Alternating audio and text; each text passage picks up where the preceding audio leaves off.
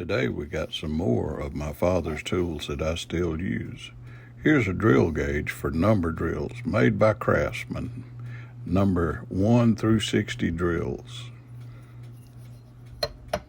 And here is my father's handmade, turned on his lathe, deburring tool for holes, made with a countersink, 6061 aluminum. Then here is his dial indicator. He purchased it in 1965, and he used it until he died in 1996. It still works to perfection. The old stuff, the good stuff.